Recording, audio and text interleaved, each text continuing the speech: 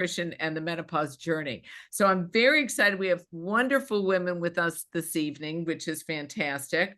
I have 3 experts in the field. I have Raina Childers Richmond with me. She's a registered dietitian, a certified health coach. She managed nutrition services in 2 medically based fitness centers for over 15 years. She's focused most of her career on women's health and has also assisted medical organizations nationwide in establishing or expanding service lines to support revenue growth.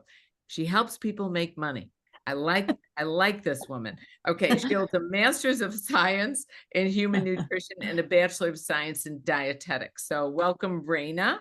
We Thanks. also have Jennifer Shavers with us. She's a certified personal trainer. Jennifer, I didn't even share this with you before I turned the camera on. Yeah. You had submitted, like, I can't remember. I think you submitted to present with us. And I was like, Yes. is this woman? So she's a certified personal trainer. She's a lifestyle and nutrition coach. She's a menopause fitness specialist who helps midlife women. I like that, midlife, not old cranky witches with a B. Anyway, who helps midlife women transform their health through balanced nutrition and sustainable habits.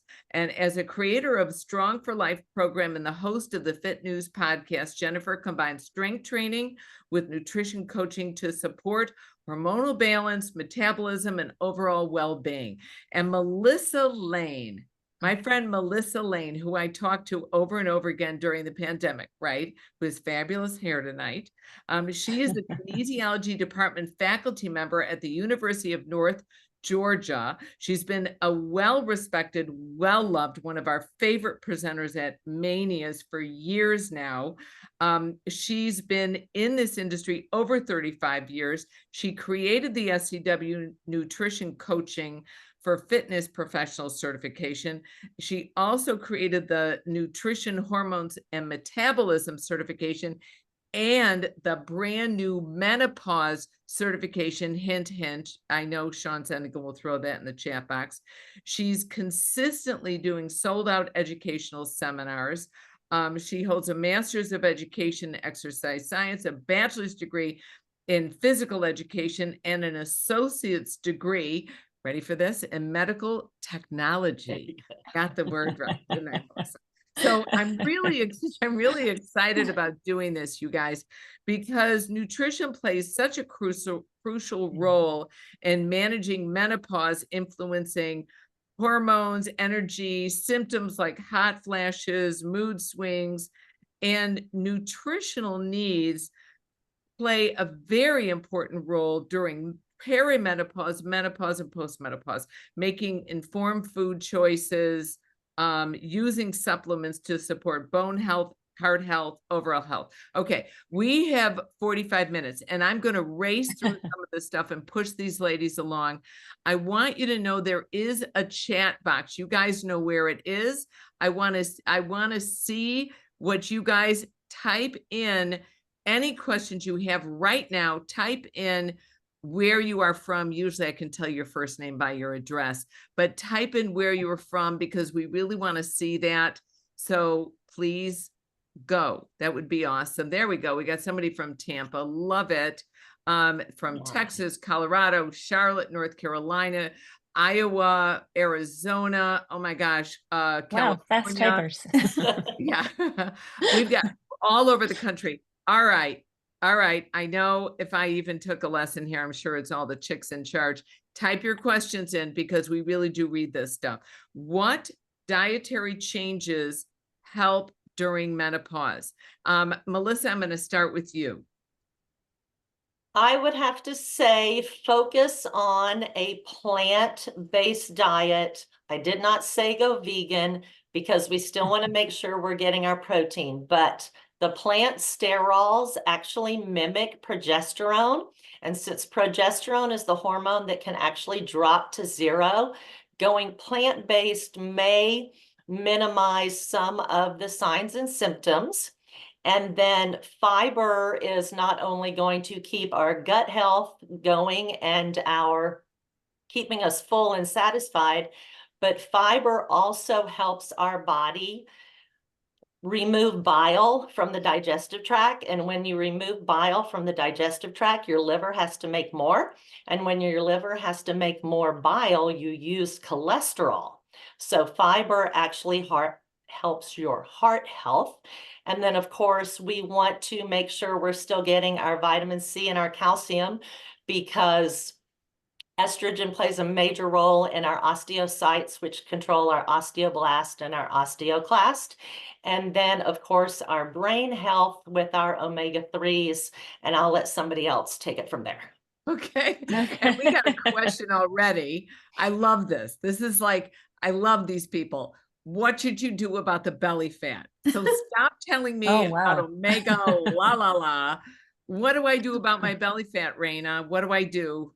Oh, I tell you what, belly fat is one of those new things. Despite minimal changes to eating and exercise, we still gain weight there through perimenopause. And so it's very frustrating for women, particularly. I think gut health is a big thing that Melissa touched on, helps with that bloating feeling that a lot of times starts to really become more of an uncomfortable thing as we get into perimenopause and menopause.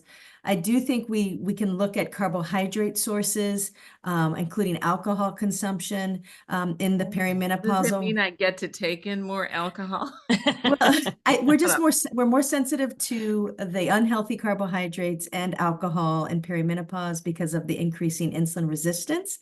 So we just want to be strategic. Carbohydrates are great. They're important fuel for our brains and our muscles, but choosing those high fiber, whole grain versions or those high fiber, more complex carb vegetables are really, really key. And then, looking at physical activity as a component of how do we manage total calorie balance for, preventing excessive weight gain or slowing it down, because it can be a really slow and steady creep. And it can be very frustrating. And there are different approaches that these ladies may talk about as far as the training part of it, the physical training part of it, that can either help or add to frustration. So those are some important things to consider for the belly specific. You mentioned you had a client that had a trainer that was like literally beating her up. So she was so exhausted she couldn't do anything the rest of the day. Yeah. And he thought that was what she needed. But as Melissa has so eloquently put in before we got started, that can be not helpful because of the cortisol spikes that contributes to. And then on top of that, a lot of women are choosing to do that kind of intensity, those longer intense exercises in a fasted state.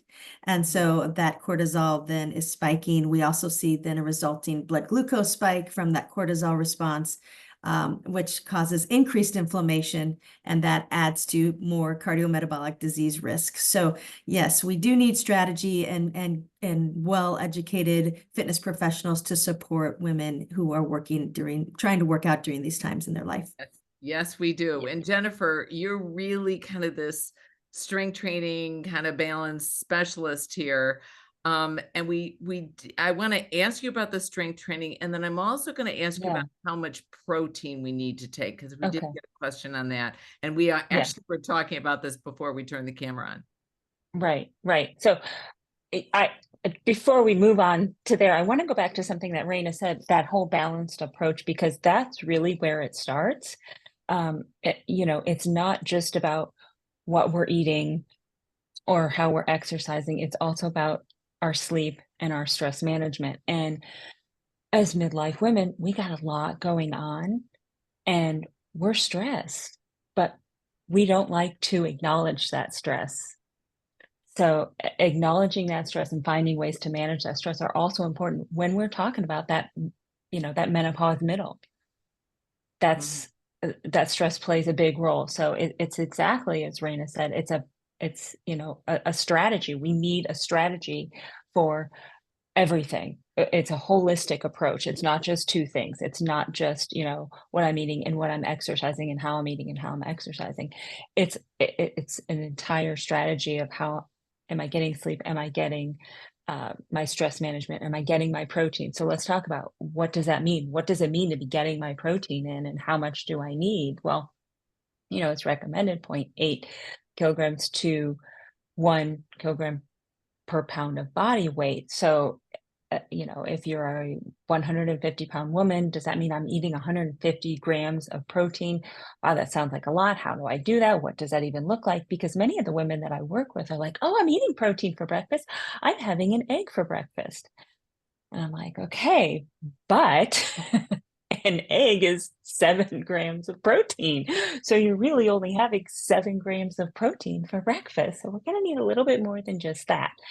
So how do we do that? How do we make sure that at each meal we are getting the protein that we need? And we're all carrying around 2 measuring devices, our hands. So I advise my clients to use their hand, and the palm of your hand is your protein, and the thumb, your thumbprint, is the fat, and a fist is the carb, and that's how you make up your plate. And your protein should be prioritized. That's the first thing you fill your plate with, is that protein. We need that protein to hold on to the muscle that we have, because starting in our 30s, around 35, we have that gradual decline just through the process of aging of muscle. How do we keep it? We eat enough protein and we lift some heavy things.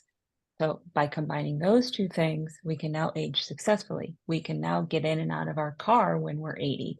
We can now climb some steps when we're 80. We can now travel and lift our carry-on and go visit the places we want to and play with grandkids. But we have to make sure we're eating that protein and lifting those weights together in order for that to happen. And I like the way you talked about that. It's a whole strategy. Yeah. It does have a mental component. Yeah. And still in talking about the nutrition, there's is here. God, we've got questions like galore here. So I'm trying to get. So how much protein we need daily? Is it every meal you want to eat a palm Yes. worth? Raina, you were talking about that Yeah. before we turned I the think, camera on. yeah, I think, usually for most moderately active women, 80 to 100 grams of protein will work. We can use, like Jennifer mentioned, there are some recommendations of grams per pound of body weight. However, in women who are carrying extra body weight, though that's not a straight across recommendation, that needs to be adjusted. And so, we can look at that. That really needs to be looked at it by an individual basis if we want to give really specific protein guidelines. But for most of us, 80 to 100 grams will work. And then, yeah, the sources of protein, we've got people asking questions about vegetarian diets or plant-based diets. Plant-based is great because it comes with a lot of other things, as Melissa mentioned, a lot of other benefits too. But if you are using more plant-based eating, you might have to get a little more creative on using some additional sources because not a cup of beans, yes, has great source of protein, but it doesn't have the same amount of protein as a 3-ounce chicken breast. So they don't convert over in the same quantities. So yes, somebody asked, well, can I use a protein powder? Absolutely. Plant-based protein powders, whey protein powders are all great to help get us closer to that goal. I always, recommend people look at what they're eating right now, what's their baseline, and then where do we need to go from there, looking at opportunities to bolster different meals and different snacks depending on what their eating style is. Melissa, obviously you have the menopause certification. Somebody wrote in here, do we have discounts going on? Yeah, we do. There's $100 off the online cert. So when you go online, Sean, I'll ask you to throw that in there again. The link. But how do I make sure that I'm getting enough protein, that I'm getting enough fiber? It's like I feel like I have to constantly be eating. Melissa, how do I balance this? I'm going to pass that to somebody who works with clients and coaches them, because you know me, I'm the science guru. If somebody says something about why they're not doing something, I'll tell them to suck it up and get to it. So. All right, then talk to me about sleep. Why is sleep so important? And why is my sleep, I use the term why would someone of a certain age not be having their sleep interrupted in the middle of the night? And how do they deal with something like that? Sleep is controlled by a compound named adenosine, which attaches to receptors in your brain. And throughout the day, when you physically and mentally challenge yourself, adenosine attaches to those receptors. And once your receptors are full, you start to get fatigued. Well, like Jen said, everything we do in life about being healthy is a holistic response. We, as women that are trying to do everything, our parents are aging, our children are at the age we're like, oh my gosh, what are they doing? We're maybe stressed about our relationship because it's the midlife crisis for our partner, whatever. So we're carrying a lot of stress. So I'm sure everybody can relate to this, but the number one thing that our clients do is they wind down with alcohol, which is by far the worst thing that you can possibly do, because alcohol disrupts your sleep pattern. It disrupts all your stages. You have 3 or 4 stages of non-REM, depending on what research you're looking at, and then 1 stage of REM. Your hormones, growth hormone, IGF, and testosterone are all made in your sleep. Growth hormone, the newest research shows the biggest amount comes out in your first non-REM session. Well, if we're drinking alcohol, we're disrupting that first non-REM session, which means we're losing that big bunch of growth hormone pulse. So number one, we have to stop the alcohol before we go to sleep. Research shows that the best thing you can do to get more sleep is set your circadian rhythm by always going to bed and getting up at the same time. None of these long weekend sessions. Having a before bed routine, getting up and seeing the sun for 10 minutes every morning, keeping your room cool, getting off your devices at least an hour before you go to sleep. Being on your device an hour before you go to sleep can actually disrupt your sleep patterns by 90 minutes. That's huge.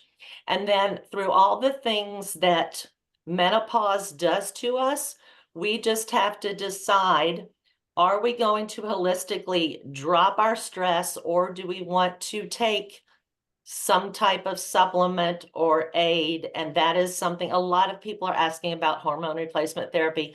That is an individual decision that is made between a healthcare practitioner that listens to your concerns. It's not something any one of us can give you advice on, because everybody's journey is different. Okay, very cool. And Raina, I'm gonna hit on you again about gut health. Right. I think that's also, I'm seeing questions on that. Yeah. Then I'm gonna make sure that I hit you guys back up with fasting questions. Yeah, But let's sure. start with gut health. Well, one of the many things, so we're often focused during perimenopause and menopause about symptom management because it is life interruptus. And again, like Melissa said, every woman goes through a little bit different, different things. Some have more hot flashes, some have more brain fog, some have sleep disruption, some have everything. But everyone's a little bit different. One of what I like to focus on with clients is this is also about chronic disease management, because once we start into perimenopause and menopause, our risk for chronic disease just starts to really shoot up. So that we're including like cardiovascular disease. We're talking about risk for prediabetes because of insulin resistance opportunities.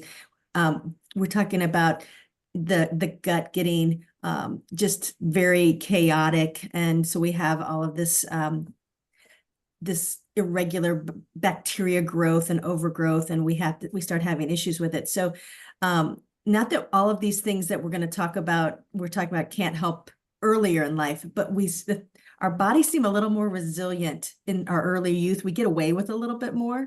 And then as we get into this age, we start to feel some of that, some of those poor habits maybe sneaking in and causing more issues. So gut health is key. We want to have plenty of healthy bacteria there. We want that ratio of good to bad bacteria that coexist to be more in the pro side. So we like probiotics that come from different foods. So we love fiber. Fiber provides food and fuel for the bacteria there. Most Americans totally underconsume fiber, about 11 to 16 grams a day. We need closer to 25 to 35 grams a day. So getting that through, again, that plant-based diet helps get that in. And just making some conscious choices about incorporating fruits, vegetables, whole grains, nuts and seeds, and things like that. That helps set the gut up to be healthier more resilient. It also supports something called your estrobolome, which is a component of our gut health that helps with the clearing and metabolizing of estrogen and sex hormones. So we need some of that balance, but that takes a while, because if any of you have ever had a really high fiber day, you know it's not comfortable. So it's sort of like exercise. You want to build up gradually with the introduction of fiber. Your body can handle quite a bit of fiber, actually. It's designed to do that, but it does need, so we usually work on strategies to slowly kind of increase fiber daily. I do often recommend a probiotic as well.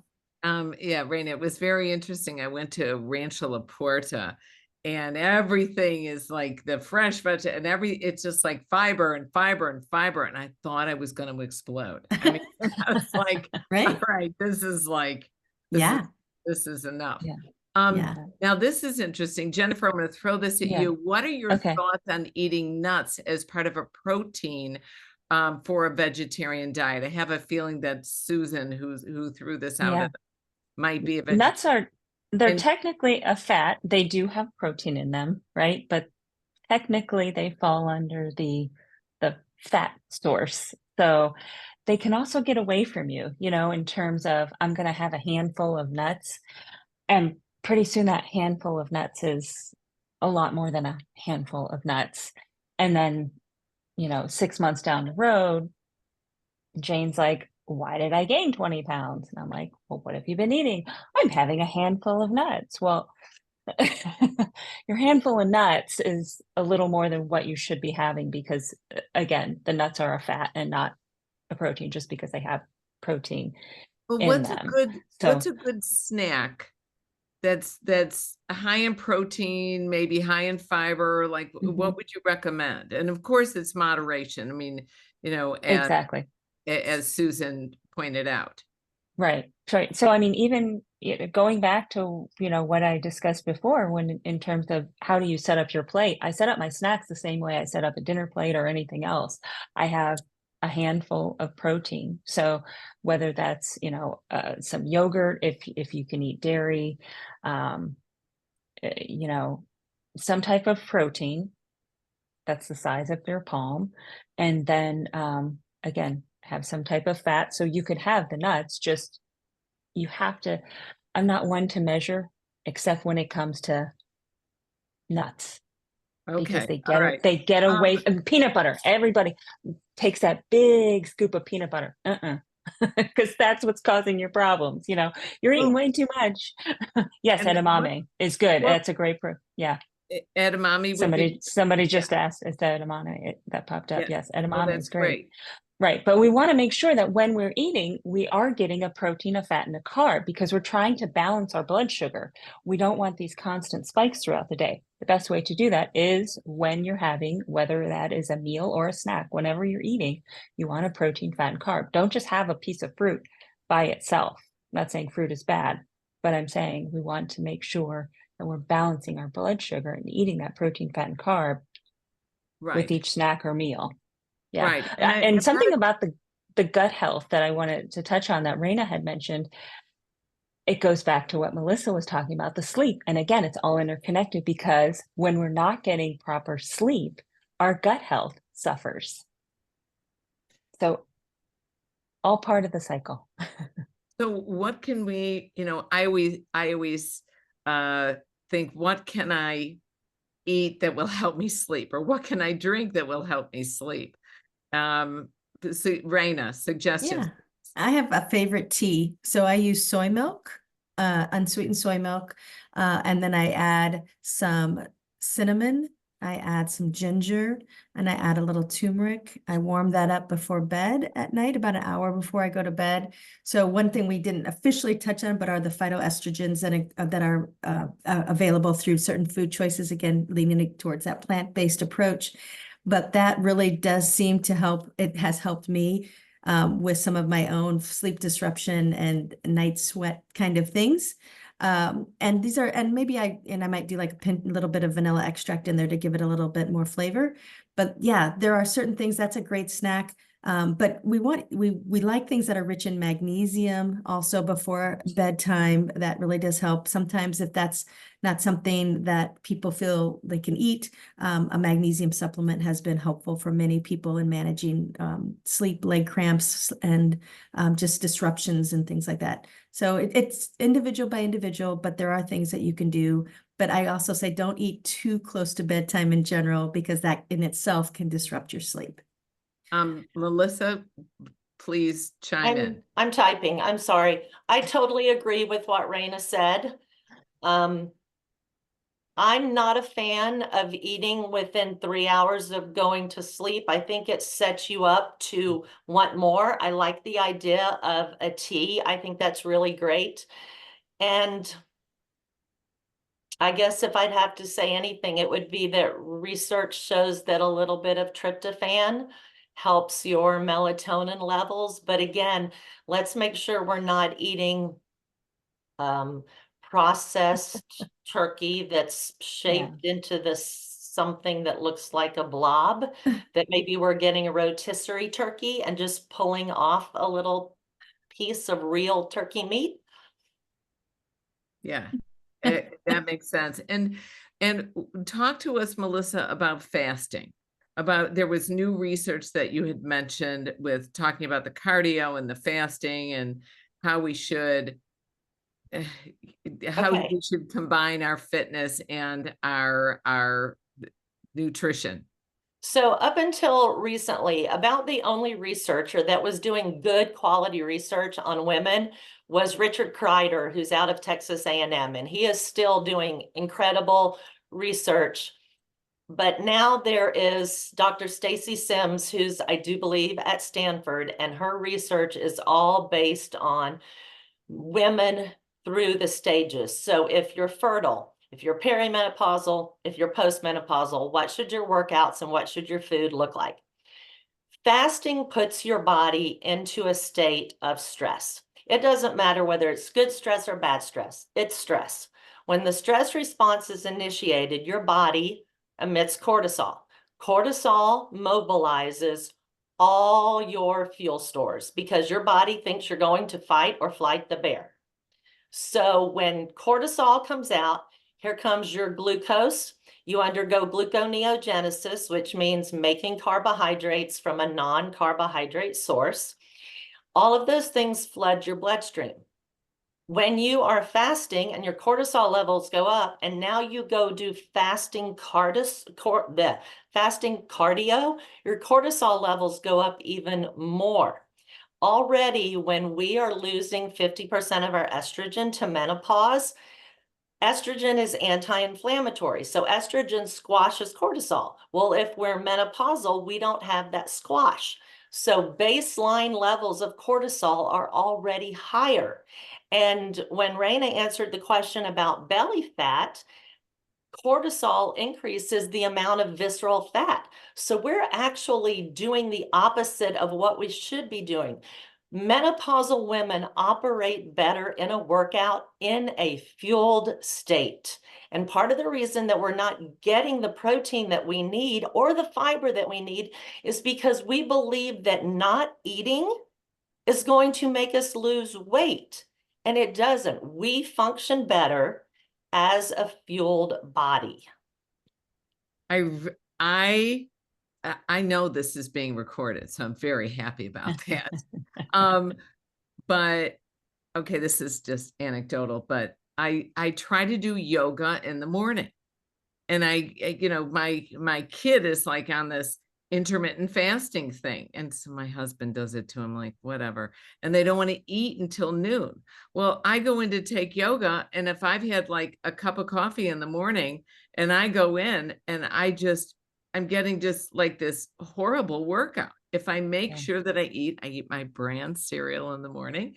If I eat before I work out, I'm thinking, oh, am I going to like, God forbid you do downward dog and something comes out of the dog, right? I'm very nervous. I get very nervous about that. No, totally fine. Higher energy level, better performance. I feel more stabilized emotionally. And I think that that's great. That's wonderful, wonderful advice. So, this is incredibly valuable. So how do specific foods reduce symptoms like fatigue and hot flashes? Are there, Raina, you're nodding. I want to look at the fatigue and the hot flashes that we get at our age. Yeah, absolutely. Certainly, we need to look first at fuel and sleep, right? So when the fatigue comes in and hydration, I'm finding more and more women are wandering around mildly dehydrated, and when we work on hydration, that improves right away.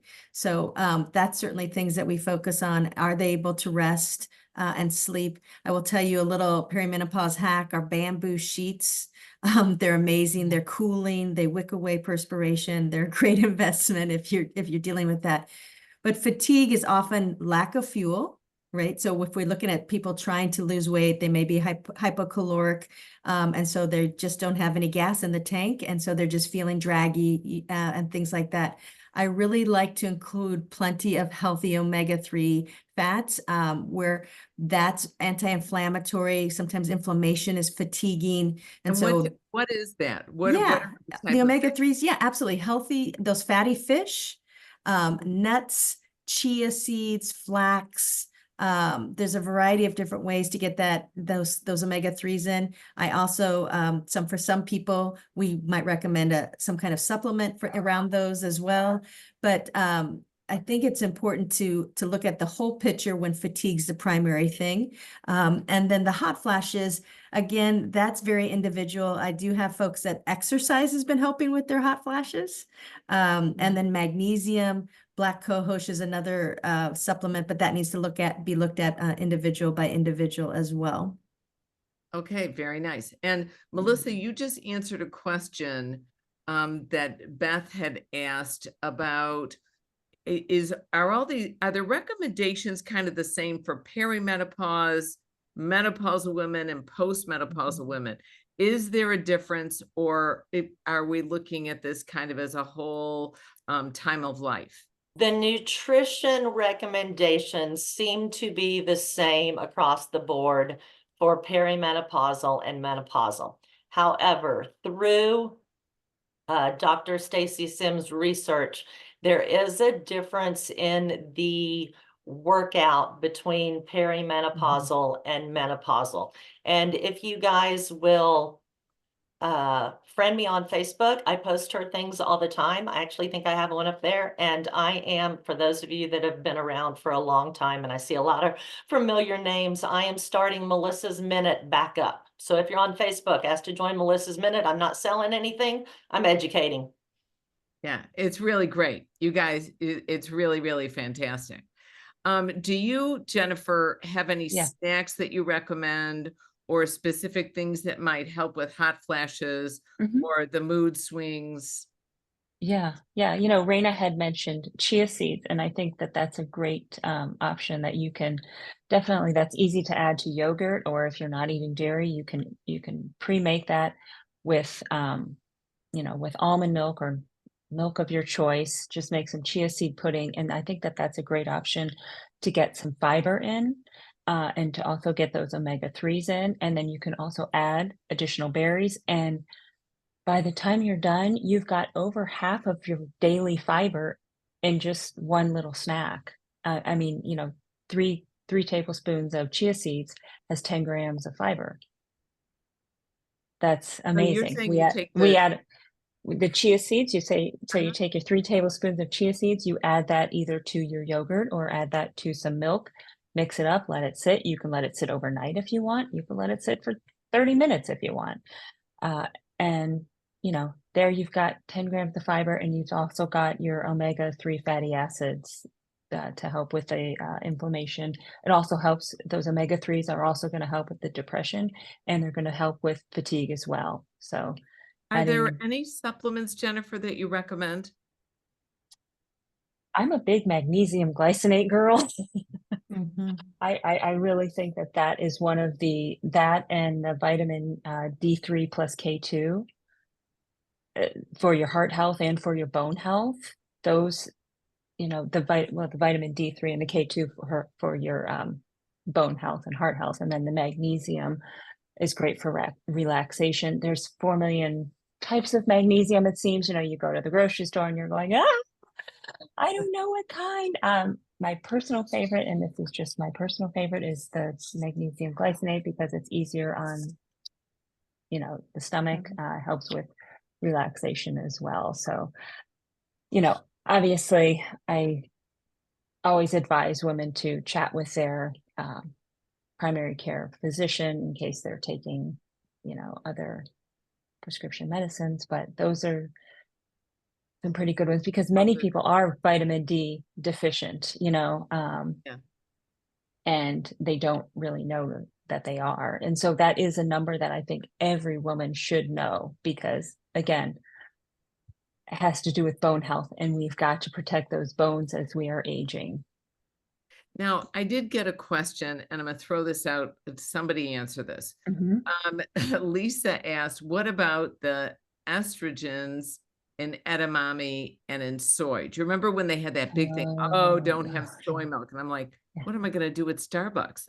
I mean, what is oat milk? Yeah. I mean, what is it? Like, I don't understand. But soy milk I get because I think they probably put sugar in it and I like it. But is that bad? I mean, the phytoestrogens, I think that got a lot of concern early. The science does not support that phytoestrogens contribute to any kind of breast cancer. I think that's what I hear a lot from clients. Well, should I use that? I even have breast cancer in my family. It's absolutely not shown to be something that's a risk through a lot of data. We've looked at strong epidemiological studies, and cultures that use a lot of soy actually have lower risks of cancer and breast cancer. And we're talking primarily in the Asian cultures. So no, soy edamame, soy milk, soy proteins and things like that may be found in other foods are completely safe and actually had cardioprotective benefits. So yeah, enjoy that. And Sarah, the sweet of the soy may be a flavored soy. So there's unflavored soy, which you can go for. The vanilla and the chocolate do probably have some sweetness added to that. So that's might be why it's extra good. But yeah, and just to add to I Jennifer. can't drink and I can't have my vanilla soy. This webinar sucks. Okay. No, well, I think it's about the balance. It's about the balance. Yeah. But to Jennifer's point about supplements, I agree with all of those. I am also really digging into the research around creatine. For women, I think that's something that we're learning is very beneficial as we get older in support of sarcopenia, reducing sarcopenia. It's also been some interesting studies about gut permeability and that leaky gut stuff that we have heard about too in gut health. So I am encouraging it more. I've started it personally myself and using it more across the board. It's it's a very safe product, particularly the creatine monohydrate, and that's where most of the research lies. So that's another thing to put on your radar. Of course, again, obviously you want to talk to the right practitioners, but as a dietitian, that's something I'm feeling more and more comfortable recommending because there's more and more science supporting it. And Melissa, what is the science that's supporting the creatine ingestion? ingestion? For women, we are seeing a major creatine advantage for depression. And when you go through menopause, the risk of depression actually triples. So creatine is showing great things with menopause and with depression. And then of course, creatine has not been shown in the research to do the bulky water retention that it does in men. Remember, women are not small men, and we need people like Richard Kreider and Stacy Sims who are doing research strictly on women. And 3 to 5 grams per day. Obviously, if you're more active, more towards the 5. If you're less active, more towards the 3. And it helps decrease the risk of sarcopenia, and it does help you lift heavier when you go into your ATP PCR energy system, which you should be in when you are doing your high intensity short burst of work, which you should do when you are menopausal. Okay, very nice. And I got Susan also commented again. She said sugar is directly related to her hot flashes. Does that Okay, Raina. Yeah, I see wine and sugar directly yeah. related to hot flashes. And I tell you, my relationship with alcohol is much different now. Even just a few drinks and I can feel like the flush just coming. So those are some interesting things that are probably good things that have come out of perimenopause, is like this reflection on personal sleep and when relationship with different foods and stuff like that. So yeah, sugar is inflammatory, alcohol is inflammatory. So we see that flushing and that hot flash response in a lot of women. Yeah, and your body does not metabolize the alcohol like it used to. You make less alcohol dehydrogenase as you get older, so it's much harder. Right. That's harder to metabolize it, and you get drunk faster. You're a cheaper date, Sarah. I've been known. Yeah. So we've got also, how can nutrition support bone and heart health during menopause? I think we talked about the chia seeds, which I think is great. But what are practical tips for feeling energized and balanced? I know, Melissa, you didn't like the term balanced. Because your hormones don't balance. Your endocrine glands spurt things at various times, and the response is often negative feedback, which means your body quits doing something when you let out a hormone. Your hormones are never really balanced. And what people don't understand is when you go in and get a blood test, you actually have a protein in your bloodstream called SHBG, sex hormone binding globulin, and it's made in your liver. And it actually binds to all your sex hormones, testosterone, estrogen, and progesterone, and it renders those hormones useless. So depending on how much SHBG you have, depends on, will play a role in the accuracy of your blood test. So what doctors are getting is not that accurate. It's just a snapshot of that point in time. And like Raina said before we started this, a lot of practitioners are more listening to the signs and symptoms of their clients as opposed to doing blood tests, because your hormones are so fleeting. And what was the question? I have no idea. No. What practical tips, Jennifer, I'm hitting you up. Okay, sounds good. Energized and balanced. Again, we go back to what we started with that holistic approach, and that involves getting your sleep, managing your stress, staying hydrated, eating well-balanced meals, cutting out, minimizing processed foods, and exercising regularly. So, is it easy? No. Is it simple? Kinda, right? I mean, we just gave you the, we just laid it out for you. Exercise, sleep, stay hydrated, and eat a balanced meal, manage your stress. That is an absolutely perfect closure. We're gonna end with a video. But I have to sincerely thank you, ladies. This has been fantastic. I think we're going to have to do this again, because like I'm sitting here and I'm looking, we got like 52 questions. We had over. It's hard to keep up with all of them. It's crazy. It's crazy. You've all been wonderful. Thank you. Sean, I think we're going to throw that video out there, and I thank you all for joining us.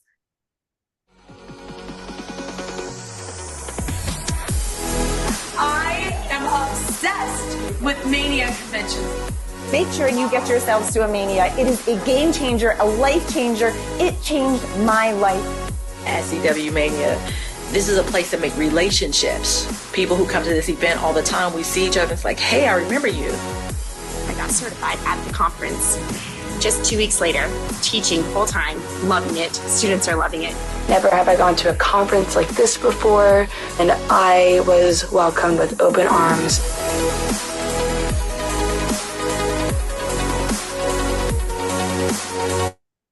Thank you so much, everybody. Have a wonderful evening. We'll see you next month. Don't forget, at the end of the month, we've got another webinar, None of Your Business, very much focused on business. I appreciate all of you, and have a great evening. Thanks, everybody.